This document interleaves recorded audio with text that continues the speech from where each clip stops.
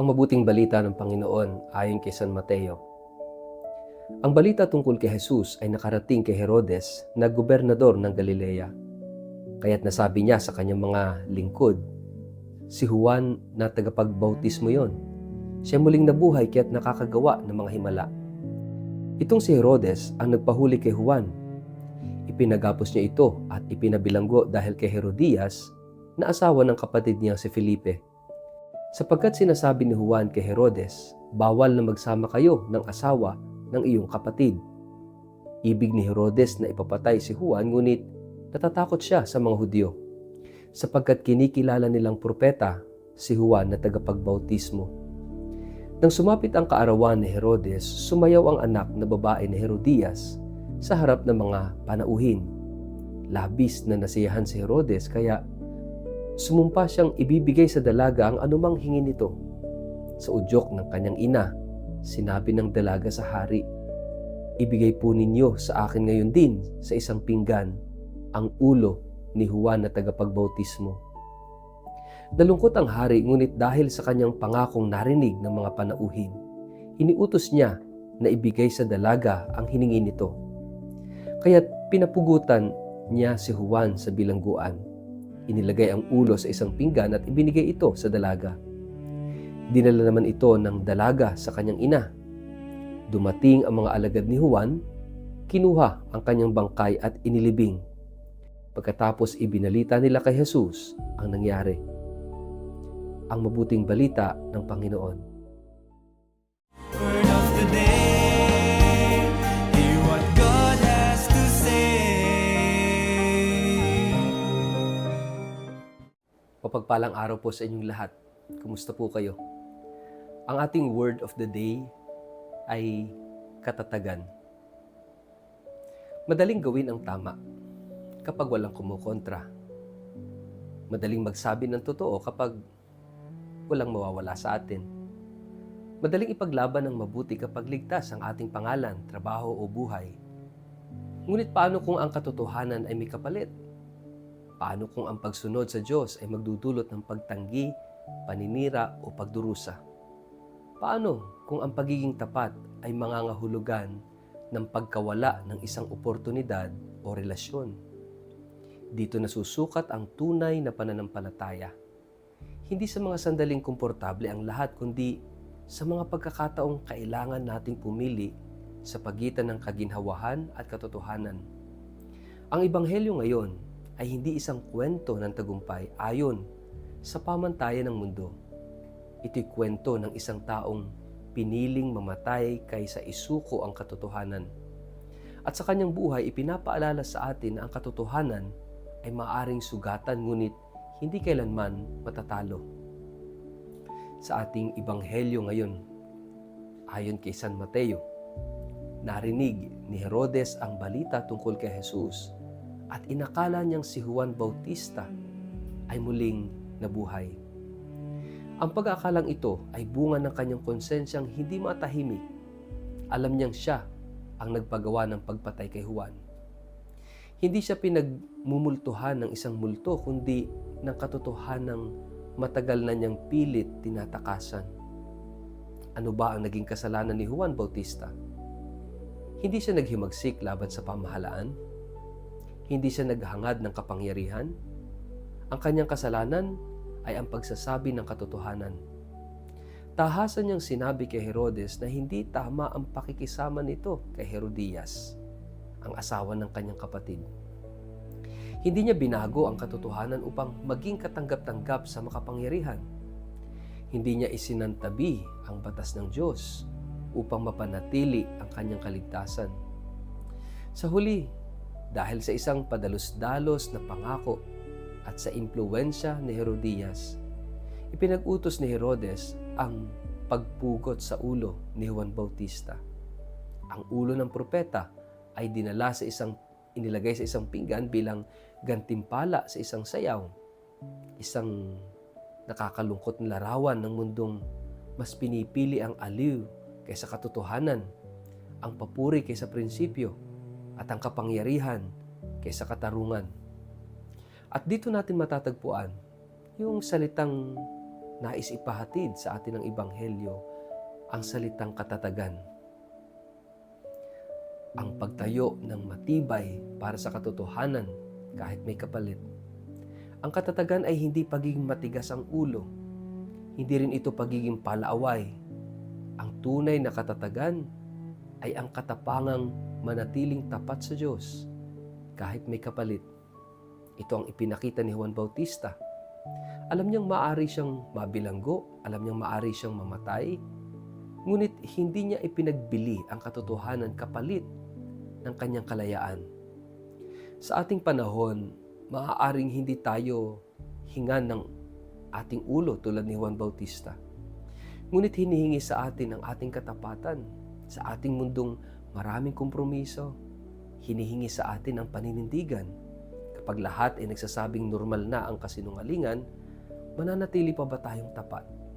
Kapag ang pandaraya ay tila mas madaling daan patungo sa tagumpay, pipiliin pa rin ba natin ang katapatan? Kapag ang ating pananampalataya ay kinukutya o minamaliit, ipaglalaban pa rin ba natin si Kristo? Marami ang bumabagsak, hindi dahil wala silang alam, kundi dahil natatakot silang mawalan. Si Herodes ay isang halimbawa nito.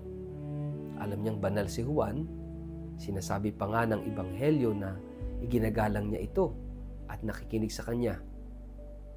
Ngunit mas pinili niyang protektahan ang kanyang reputasyon kaysa sundin ang kanyang konsensya. Minsan ang pinakamalaking bilangguan ay hindi ang may bakal na rehas, kundi ito yung pusong alipin ng opinyon ng ibang tao. Sa araw na ito, ipinagdiriwang din natin ang kapistahan ni San Alfonso Maria de Ligori, isang obispo, pantas ng simbahan, at tagapagtatag ng Congregation of the Most Holy Redeemer o mga Redemptorists.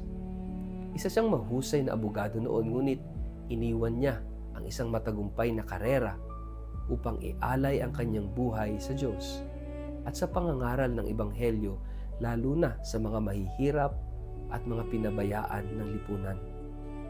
Hindi naging madali ang kanyang landas.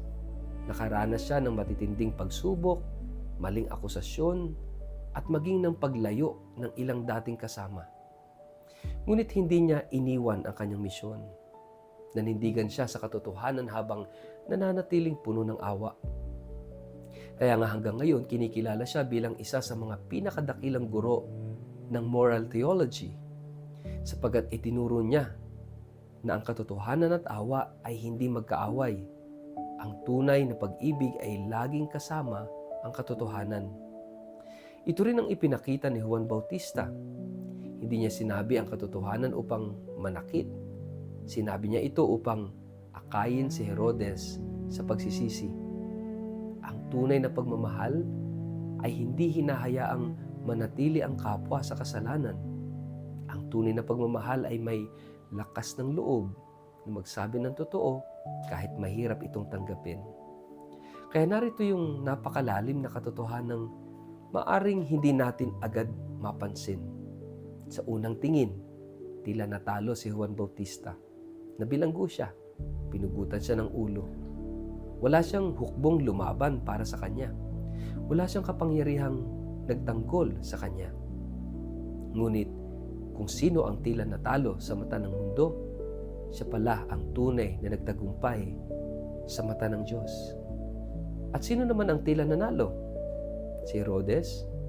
Napanatili niya ang kanyang trono, natupad ang kanyang utos, ngunit hindi niya napanatili ang kanyang kapayapaan. Hanggang sa marinig niya ang balita tungkol kay Jesus, inuusig pa rin siya ng kanyang konsensya. Ganito ang katotohanan. Maaari itong pansamantalang patahimikin, ngunit hindi kailanman mapapatay. Maaari itong tanggihan, ngunit patuloy itong babalik upang tawagin ang tao sa pagsisisi. Ganito rin ang ating buhay. Minsan, tila mas madaling manahimik kaysa magsabi ng totoo. Tila mas ligtas ang makisabay kaysa manindigan. Ngunit ang kapayapaan ng konsensya ay higit na mahalaga kaysa sa papuri ng mundo. Ang taong tapat sa Diyos ay maaring mawala ng maraming bagay, ngunit hindi niya mawawala ang kanyang kaluluwa. At yun ang pinakadakilang tagumpay. Kaya nga mga kapatid, ngayong kapistahan ni San Alfonso Maria de Liguori, tandaan natin yung salitang katatagan. Yung matuto tayong tumindig na matibay at matikas para sa katotohanan. Kahit na minsan ang kapalit ay paghihirap. Sa bawat araw ay may pagkakataon tayong pumili. Pipiliin ba natin ang madaling daan o ang tamang daan? Pipiliin ba natin ang katahimikang bunga ng kompromiso o ang kapayapaang bunga ng malinis na konsensya? Huwag tayong matakot na manindigan para sa katotohanan. Ngunit gawin natin ito ng may kababaang loob, pag-ibig at habag. Ang katotohanang walang pag-ibig ay nagiging malupit. Ngunit ang pag-ibig na walang katotohanan ay nawawala ng direksyon. Tulad ni San Juan Bautista at ni San Alfonso Maria de Liguori, maging mga saksi tayo ni Kristo sa ating pamilya, trabaho, paaralan at komunidad. Sapagkat sa huli, hindi ang dami ng pumapalakpak sa atin ang mahalaga, kundi ang pinakamahalaga ay marinig natin ang tinig ng Panginoon nagsasabing, mabuti, tapat at mapagkakatiwalaan kong lingkod. Kaya sama-sama nating pagnilayan mga kapatid. Sa anong bahagi ng ating buhay tayo tinatawag ng Diyos na maging mas matatag sa katotohanan kahit may kaakibat itong sakripisyo o pagtanggi ng iba. Sa ngalan ng Ama at ng Anak at ng Espiritu Santo. Amen. Panginoong Jesus, Ikaw ang daan, katotohanan at ang buhay. Bigyan mo ako ng pusong matapang na manindigan para sa katotohanan at pusong mapagkumbaba na gawin ito ng may pag-ibig. Tulad ni San Juan Bautista at San Alfonso Maria de Liguori, naway hindi ako matakot ipahayag ang katotohanan at ang iyong kalooban kahit ang kapalit ay pagdurusa at hirap. Ingatan mo ang aking konsensya at tulungan mo akong mamuhay ng tapat sa iyo araw-araw. Amen. Pagpalain po kayo at ingatan ng makapangyarihang Diyos, Ama, Anak at Espiritu Santo. Amen.